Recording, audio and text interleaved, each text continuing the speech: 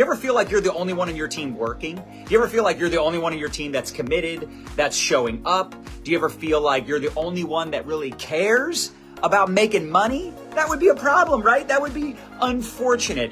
That would be a shame. But at the same time, I think we can also agree that that's probably not the case in reality. There's probably a lot of people on your team that are hungry, that want to be successful. But you know what? Those are wantrepreneurs. I think it's really important to educate people on the realities of building a home business, a network marketing business, building a team, building your empire. How many of us want to build an empire? We want to build a legacy for our children's children. We want to build something that's going to stand the test of time. We don't want to be the typical MLM hopper. We don't want to have to constantly rebuild and relaunch and be that inconsistent producer. We want to build something that's going to stand the test of time, something that's going to last.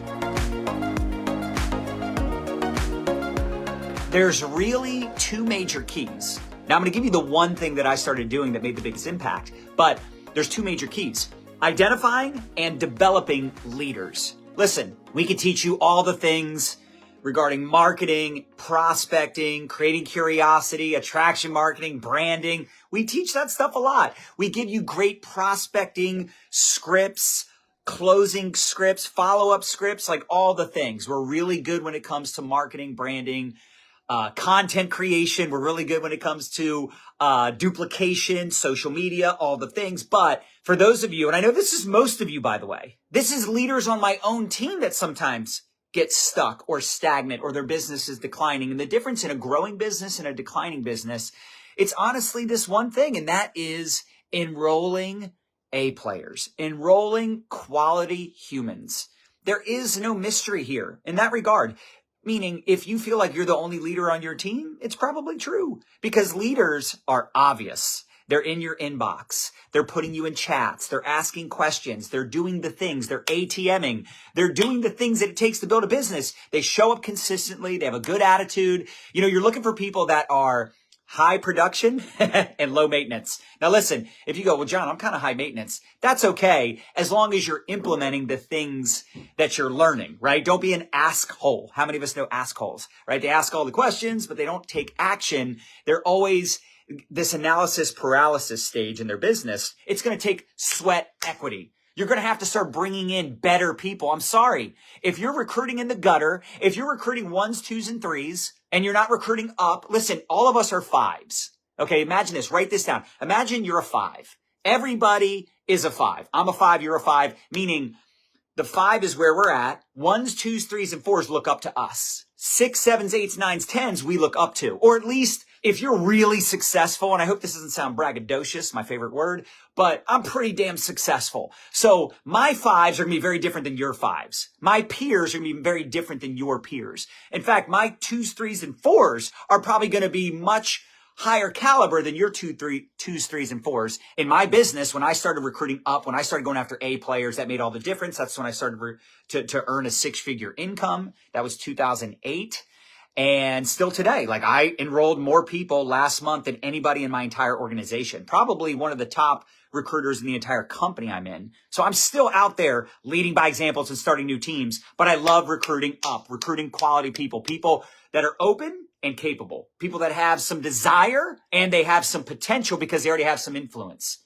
They have some experience. Would you rather recruit me when I was 20 and I was just getting started in the profession, 30 years old when I had 10 years of experience, or 40 years old when I was already a multiple seven-figure earner? You would have a tougher time recruiting the 40-year-old version of me, way tougher time. In fact, it's basically impossible, right? Because I'm already in a company that I'm very, very happy with. And if I ever was going to join a new company or go somewhere else, because God forbid something happened to my company, knock on wood, I hate even putting that out there in the universe, right? I would only join someone that's at my level or higher. Does that make sense? However, when I was newer, earlier in my career, the way I recruited better people is I got myself out of the way. I leveraged tools. Because back then, I wasn't really a leader. I wasn't really, a person of influence. I didn't have a brand. I wasn't even using social media at all. Nobody knew me outside of just people that I had personal relationships with. And then maybe some of my existing teammates, because I was in some other companies back in the day, right? I was in a company that went out of business. My last company went out of business. And in between that, I was also in a company for 7 years. But the one thing that we started doing was recruiting business owners A players, entrepreneurial-minded humans. We started recruiting up. We started recruiting high caliber people. And if you look at my teams that are growing, if you look at some of the people I mentor that are having success, and there was times where they weren't growing. There was times where they were declining or they were plateaued, which is very common when you don't have new, excited people with the abilities, the capabilities to be successful joining your team. It makes all the difference in the world. I'm not going to sit here and deny the fact, like I know in the company I represent, I know we got a lot of people on here from different companies, but I know the company I represent, we have some of the best products, best systems. We have a dual-sided comp plan. It's freaking genius. We've got people making money that have never made money before because we focus on not just building teams and recruiting, but we teach people how to actually sell products to an end consumer and not just acquire customers, but retain customers and how to branch out outside of your crappy warm market, which most people have a pretty crappy warm market. Let's keep it real. But the fact is, the reason our business is where it is today, those things matter, but the big X factor, one of the biggest reasons for this growth and prosperous, profitable, abundant growth for 7 years in a row of growth is consistently bringing in high caliber people. So you want to develop people, you want to develop leaders, but let's be honest, leaders develop themselves. Like, think of it this way. You might have had a mentor, right? Some of us, I know, probably have never had mentors. Maybe just recently you signed up. I've had bad mentorship, if that makes sense, bad examples, and I've had great mentorship. So it was kind of a good thing because it gave me an idea of who I didn't want to be and how I wanted to show up and how I wanted to lead my teams and how I wanted to mentor people because I was treated poorly in the past. We were always like the redheaded stepchild in previous opportunities. But what I got really good at was developing leaders, identifying and encouraging potential. But with that being said, like I mentioned earlier, yes, you could develop a leader. You could mentor someone, although again, they really need to develop themselves. That has to be a personal choice, personal responsibility. Like someone can't make you a leader. Leadership is not about title. It's not about rank. It's not about your paycheck. It's about a decision. Being a leader is a decision. You're deciding to step up. You're deciding to coach others. You're deciding to put yourself out there and be a person of value, be a person of influence. With all that being said, if you look at the leaders, you look at the teams that are growing, they're bringing on new people. They're bringing on people that have that capability. They have people on their teams that have more credibility than maybe even they did when they got started. Like I have people that I sign up all the time now that are way further along than I was 20 years ago. They have, a social media presence. They have some social equity. They have a following. They know how to sell. They know how to market. My God, can you imagine if you brought in just one influencer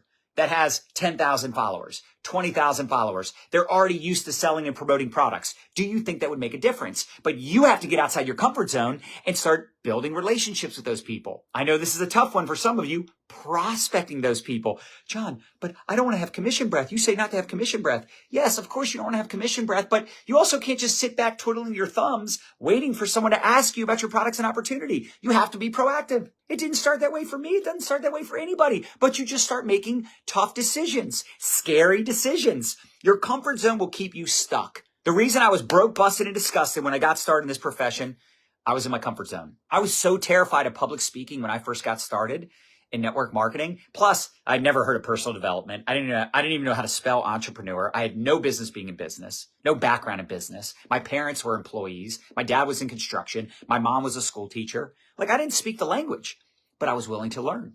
And that mentorship made all the difference. Having someone believe in me before I believed in myself made all the difference. But here's the dealio, and I learned this early on. I had to borrow their confidence. I had to borrow their, language and their scripts and the way they would do presentations.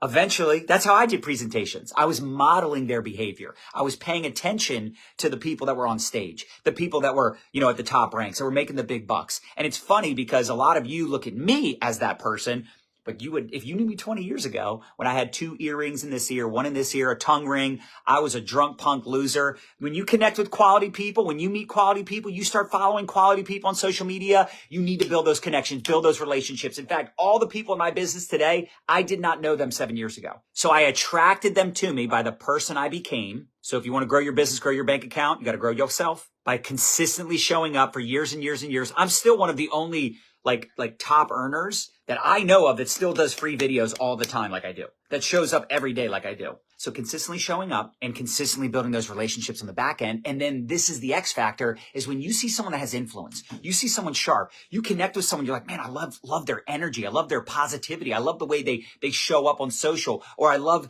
interacting with them, or I love our conversations, or they seem like a person of credibility or influence. Like they're that A player that Melton's talking about. You need to pop the question. Hey, Sam, I don't know if you would be open to other income streams. I know you're killing it in real estate. Real estate professionals are a really good group of people to talk to right now. Mortgage bankers, appraisers, anybody in real estate, entrepreneurial minded. They're hustlers. They think like us, right? They're go-getters. They're well-connected. Realtors know other realtors. A players know other A players. Influencers know other influencers. Here's what you do. Write this down. Always compliment people when you find out what they do for a living, right? They're a school teacher, firefighter, a DJ. It doesn't matter, right? Whatever they do, you must love it. You must love being a school teacher. Oh, you must love being a realtor. Just assume they love it. Because here's what will happen. This is psychology 101. When you compliment someone, when you tell, oh man, you must love it. You know how many times they're going to probably say? Most people are probably going to say, well, yeah, I love it, but I don't have residual income. Have you ever looked into residual income? Like, oh yeah, I think so. Like, are you making residual income right now? Like if you don't sell a house, like what do you make? I'm just curious. Well, if you would be open to taking a look at something that won't interfere with what you're doing right now, let me know. Like in our company, and again, I know every company's different. I know we got people on here from other companies. Okay. I'm just saying with us, we have a 5 reasons why video that's 12 minutes. I have every business prospect watch that. But then we also have a video that explains how our business is different than the typical MLM business. We also have a video that's designed for influencers. That can be someone just that has influence. Could be micro influencers, could be someone that they have 1,000 followers. It's still a great video that we use for people so they know they can make money just promoting products. So you should create some tools, create some systems, create some scripts on how to approach people of influence. Are you currently monetizing your social media? Many people will say no. You say, would you like to? And many people will say yes. Most people do not monetize. You know, I heard Fraser Brooks say this one time. 90% of people that have over 10,000 followers or more do not monetize. They have no idea how to monetize. And they're afraid. They're actually afraid. A lot of them are afraid to sell. Oh, I don't want people to hate on me. Like, first of all, why are you on social media? To be popular or to make profits? I'm here for profits. It's not a popularity contest. If people don't like that you're monetizing, or you're afraid you're going to turn people off, you got it backwards. Like, clearly, you don't believe in what you're doing. Like, why would you not share something if you believe in it? Are you a secret agent? Like, if you found an incredible collagen, if you found an incredible weight loss program, if you found an incredible opportunity, why would you keep that a secret? You must lack belief. You must lack confidence. And by the way, Brene Brown has one of my favorite quotes of all time. She says, choose courage over comfort. It's not about confidence, y'all.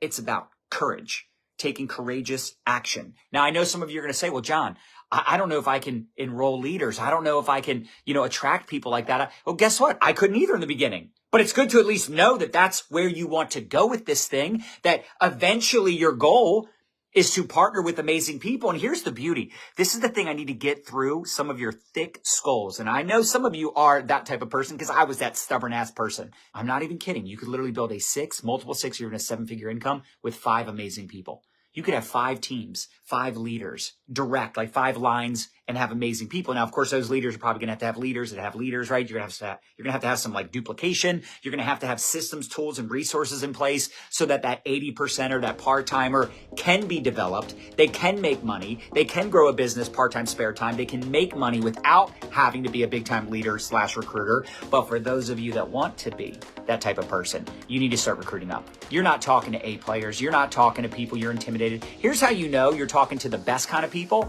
Your palms get sweaty. You get that nervous energy.